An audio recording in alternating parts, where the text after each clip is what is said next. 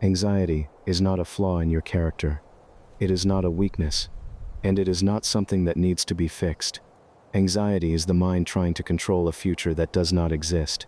Long before therapy, medication, or self-help books, ancient Japan understood this deeply. They did not wage war against anxiety, they did not suppress it, they did not distract themselves from it, they dissolved it. Not through force, but through understanding. Today, we'll explore the ancient Japanese cure for anxiety, a philosophy practiced by monks, warriors, and ordinary people alike. A method so simple, it feels almost unsettling, and yet, it works. Anxiety is not caused by danger. If it were, you would only feel anxious when something truly threatened your life. But anxiety appears while sitting safely in your room, while lying in bed, while doing nothing at all. Why? Because anxiety does not live in the present, it lives in the future. It is the mind projecting images of what might happen, mistakes not yet made, losses not yet suffered, pain not yet experienced. Ancient Japanese philosophy recognized this clearly. They believed suffering begins the moment the mind leaves what is, and enters what could be. And the more you try to control that imagined future, the more anxious you become. Anxiety is not the problem. The obsession with control is.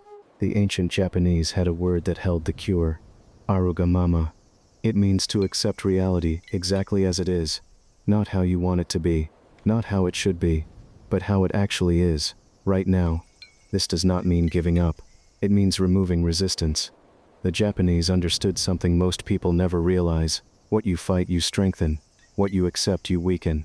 When you resist anxiety, you feed it. When you argue with it, you empower it. When you try to escape it, you confirm its importance. But when you allow it to exist without resistance, it loses its grip. Anxiety survives on opposition. Arugamama removes the battlefield. Samurai lived with death every day. They did not avoid this fact. They did not distract themselves from it. They did not pretend everything would be fine. They accepted it fully. Before battle, samurai would meditate on the possibility of dying, not to frighten themselves, but to free themselves. Once death was accepted, fear had nowhere to hide. The samurai understood a powerful truth. What you fully accept can no longer control you. Anxiety is fear, asking for certainty, but life offers none. So instead of chasing certainty, the samurai embraced uncertainty. And in doing so, they found calm.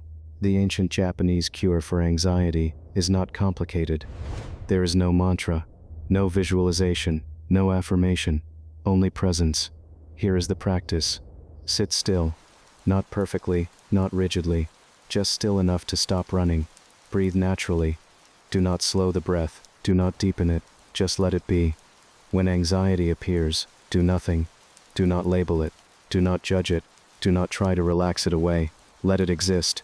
Observe it the way you would observe clouds passing through the sky. Anxiety survives on attention, not awareness. When you stop feeding it reactions, it weakens. This is why Zen masters said, sit with discomfort long enough, and it transforms, not because you changed it, but because you stopped fighting it. The nervous system relaxes when it senses safety. Resistance signals danger. Acceptance signals peace. When you stop resisting anxiety, the body understands there is no threat. The mind stops looping. The breath softens. The body settles. Not instantly, not forcefully. Naturally, ancient Japan never tried to dominate the mind.